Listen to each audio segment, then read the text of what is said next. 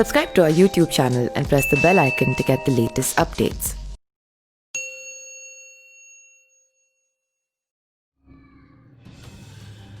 बिहार के गोपालगंज में दूसरे चरण में चुनाव है। यहां 3 नवंबर को मतदान है। इसको लेकर अब सभी दलों ने गोपालगंज में चुनावी सभा तेज कर दी है।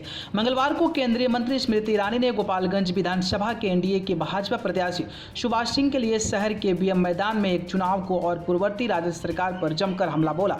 केंद्रीय मंत्री ने लोगों को संबोधित करते हुए कहा कि बिहार में जब ललटेन और कांग्रेस की सरकार थी तब की स्थिति किसी से छिपी नहीं है।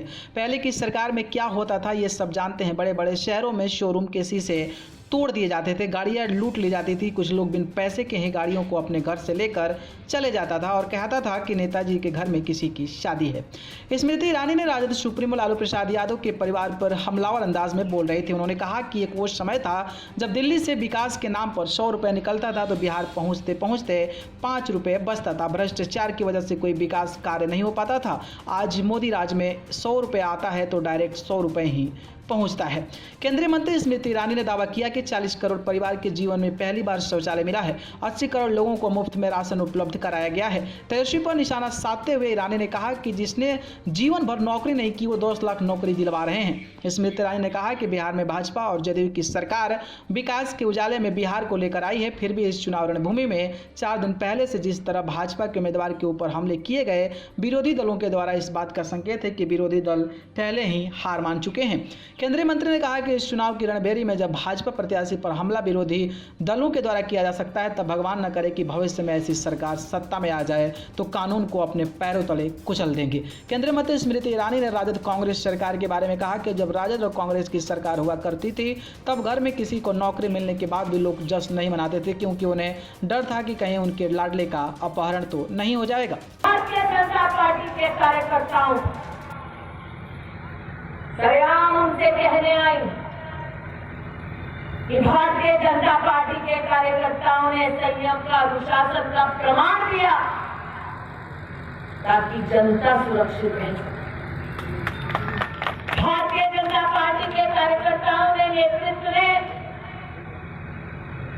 संयम का प्रमाण दिया ताकि लोकतंत्र का ये उत्सव पोलिंग बूथ पर जाकर जनता मना सके। लेकिन उन आपराधिक तत्वों को मैं चेतावनी देना चाहती हूं कि भारतीय जनता पार्टी के नेतृत्व वाली सरकार गुंडा राज कभी भी सहन नहीं करेगी। जो लोग कानून का उल्लंघन करें उनका जेल के हवा खाना निश्चित है। आज एक भारतीय जनता पार्टी की महिला कार्यकर्ता के नाते आपके मध्य में ये संकल्प लेने आई। मैं आश्वस्त हूं कि क्या चुनाव जीतने के लिए इस हद तक गिर जाएगा विपक्ष? चुनावी रणबेला में जब प्रत्याशी जनता से मिलने जाए तो उस पर आक्रमण किया गया। क्या प्रत्याशी का दोष मात्र इतना कि वो नागरिकों से मिलकर नागरिकों की उम्मीदों को जानना चाहता है, अपेक्षा को जानना चाहता है, उन सपनों को जानना चाहता है कि वो साकार करेगा? क्या प्रत्याशी का दोष मात्र इतना कि वो जनता जनार्दन के मध्य में है,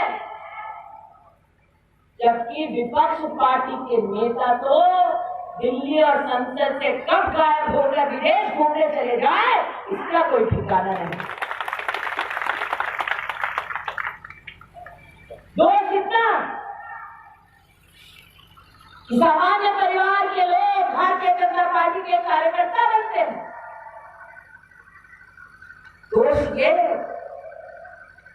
भाजपा के कार्यकर्ता मुंह में सोने का चम्मच लेकर पैदा नहीं होते हैं। दोष ये कि भारत मां का जयकारा भारतीय जनता पार्टी का एक एक कार्यकर्ता, एक एक बच्चा लगाता है बड़ी शान से। दोष ये कि जेल में जाकर भारत मां के टुकड़े होने का नारा नहीं देते सुभाष सिंह। दोष ये कि कि गरीब से गरीब बच्चे को अच्छी शिक्षा मिले, इसके लिए संघर्ष करते हैं। दोष ये चारे में घोटाला करके गरीब का पैसा नहीं खाते। आज जनता जनार्दन से कहने आई, ये जो आक्रमण हुआ है भाजपा के कार्यकर्ताओं पर, समर्थकों पर, ये विपक्ष की आपको चुनौती है, चेतावनी है। अरे जो विपक्ष भाजपा के प्रत्याशी का सम्मान नहीं कर सकता, वो जनता का सम्मान क्या आप करेगा? इसलिए आज आपसे कहने आई हूं, 3 तारीख का ये चुनाव कोई साधारण चुनाव नहीं है। ये चुनाव इस बात को सुनिश्चित करेगा कि गोपालगंज की जनता अपने ही विधानसभा क्षेत्र में सुरक्षित सर उठाकर चल सकती है या नहीं। ये चुनाव सुनिश्चित करेगा कि इस विधानसभा क्षेत्र की जनता बेखौफ सड़क पर घूम पाएगी या नहीं। ये चुनाव मात्र भाजपा का चुनाव नहीं, हम जैसी बहनों का चुनाव नहीं, अब आपका चुनाव है, ये बतलाने आपके मध्य में आई। सुना है आज वो सज्जन आने वाले हैं जिले में, इनको अमेठी से भाजपा ने रवाना कर दिया।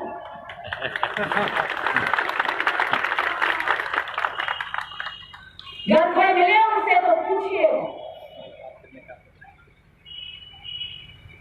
बिहार में जब कांग्रेस का राज था तब अराजक तत्वों के साथ उन्होंने हाथ क्यों मिलाया? उनको लगता है कि लालू जी का मात्र चित्र हटा दो पोस्टर से तो पाप सारे भूल जाए। लेकिन सच जनता जानती है कि कांग्रेस पार्टी के नेतृत्व के संरक्षण में अपराध बढ़े बिहार में, अराजकता बढ़ी बिहार में, और आज वो जनता को बहलाने आए। ये वो सज्जन है, ये वो परिवार है जिसने खड़े होकर पूरे हिंदुस्तान के सामने घोषणा की कि दिल्ली से जब 1 रुपया निकलता है तो जनता के पहुंचते पहुंचते 10 पैसा होगा। ये वो सज्जन है जिनकी पार्टी सरेआम इस बात को स्वीकार करती है कि 90 पैसे कांग्रेस ही खा जाती है। ये वो सज्जन है जब भारत ने पाकिस्तान को मुंहतोड़ जवाब दिया बालाकोट में, हिंदुस्तान की सेना से ये प्रमाण मांगते हैं। ये वो सज्जन है, ये वो सज्जन है जिनके परिवार ने कोर्ट में जाकर दस्तावेज में लिख कर दिया कि राम नाम का हिंदुस्तान में कोई भगवान नहीं। वो सज्जन जिन्होंने सीता मैया के तप को नहीं समझा, ये वो सज्जन है जो आज जिले में आए। ये वो सज्जन है जिनकी पार्टी ने भारतीय जनता पार्टी के कार्यकर्ताओं का उपहास उड़ाते हुए कहा कि बड़ा कहते हो मंदिर वही बनाएंगे लेकिन तारीख नहीं बताएंगे। ये वो सज्जन जिनसे हम कहना चाहते हैं कि मंदिर बन रहा है, वही बन रहा है, और भव्य शिलान्यास उसका एक गरीब माँ के बेटे ने तो जनता के आशीर्वाद से प्रधान सेवक बना, उसने किया। जय श्री राम। ये वो सज्जन है जिन्होंने देश की संसद में जब भारतीय जनता पार्टी की सरकार ने प्रस्ताव रखा कि धारा 370 को हटाना है, कश्मीर से लेकर कन्याकुमारी तक देश को एक संविधान के नीचे एकजुट करना है, ये वो सज्जन है जिन्होंने खड़े होकर देश की संसद में पूछा कि क्या है हिंदुस्तान की संसद और संविधान में एक ताकत कि कश्मीर से कन्याकुमारी को एक सूत्र में बांध दिया जाए। ये वो सज्जन है जिनको हिंदुस्तान की संसद और संविधान ने मुंहतोड़ जवाब दिया, ये वो सज्जन है जिनके सामने धारा 370 हटाकर नरेंद्र मोदी ने देश में इतिहास रचा। अरे वो सज्जन, ये सज्जन जो बधाएंगे, इनसे पूछिए कि गत 5 वर्षों में भारत में मोदी ने 11 करोड़ गरीबों के लिए जीवन में पहली बार शौचालय बनाया। जरा पूछिए सज्जन, 11 करोड़ परिवार मतलब एक परिवार में कम से कम 4 लोग, 40 करोड़ नागरिकों को जीवन में देश में पहली बार शौचालय मिला, क्योंकि सरकार मोदी की नाम। अरे वो सज्जन है जिसका खानदान देश के 40 करोड़ लोगों को शौचालय तक न बनाकर दे पाया। ये वो सज्जन,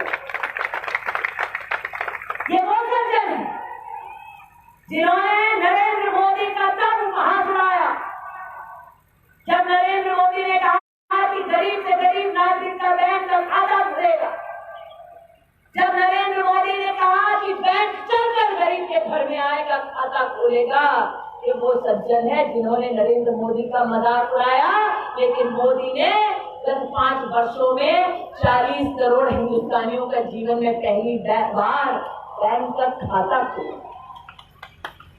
ये वो सज्जन है जो कोरोना महामारी में कब गायब हो गए पता नहीं चला। अरे जाकर कोई कह दो इनसे कि जब इनके परिवार सरकार चला रहे थे, महामारी का जब भी कोई प्रकोप होता था तो उनकी सरकारें दिखाई नहीं देती थी।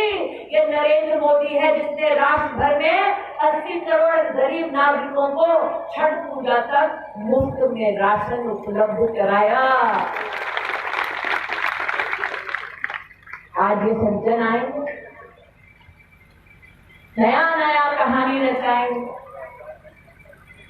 नौजवानों से कहेंगे भैया हम नौकरी देते हैं। जिसने जीवन भर खुद नौकरी नहीं की है वो आपको नौकरी देने का छाता उतारेगा। ये वो सज्जन,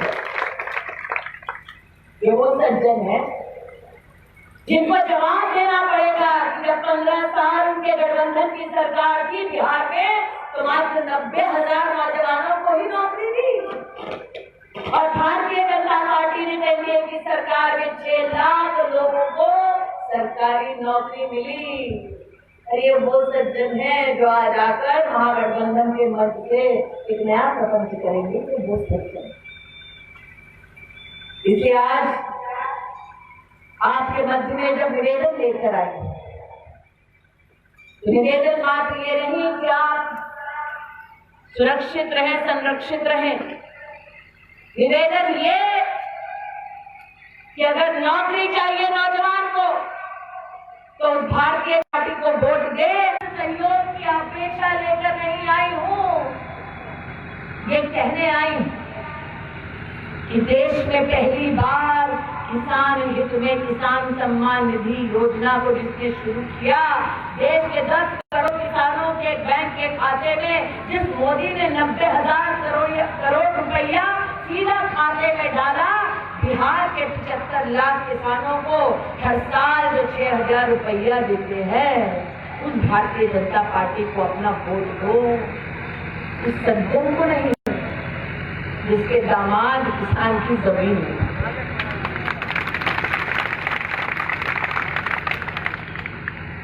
आज आप सबके मध्य में हम 2 महीने एक भाई के लिए वोट मांगने आए, और भाई के माथे पर जब तिलक लगाया जाता है तो भाई अपेक्षा करता है कि माँ ने, बहन ने व्यंजन बनाया होगा। अरे वो सज्जन आए हैं आज, शायद ही जिनके घर में कभी किसी माँ ने, बहन ने चूल्हा फूंका होगा। ये नहीं समझते कि गरीब के घर में जब माँ चूल्हा फूंकती है तो पूरा धुआं छाती में भरकर जीवन भर खांसती है। इसलिए मोदी ने उज्ज्वला योजना के माध्यम से देश की 8 करोड़ गरीब बहनों को मुफ्त सिलेंडर दिलवाया। 40 लाख गरीब बिहार की बहनों तक मुफ्त सिलेंडर पहुंचाया। ये वो सत्य जिसने बिहार और देश की गरीब बहनों को धुएं की रसोई में बांध कर रखा, ये वो सोचते हैं। इसे आज आपसे दोबारा कहते हैं कि अगर महिला का सम्मान चाहिए, युवा का अभिमान और युवा का सुरक्षित भविष्य चाहिए, अगर बिहार को प्रगति के पथ पर सुदृढ़ करना है तो 3 तारीख को पोलिंग बूथ पर जाएं, कमल का बटन दबाएं, सुभाष सिंह को जिताएं। आज यही निवेदन आपके श्री चरणों में अर्पित करते हुए अपनी वाणी को विराम देती हूँ। जय हिंद, जय भारत, बोलो भारत माता की।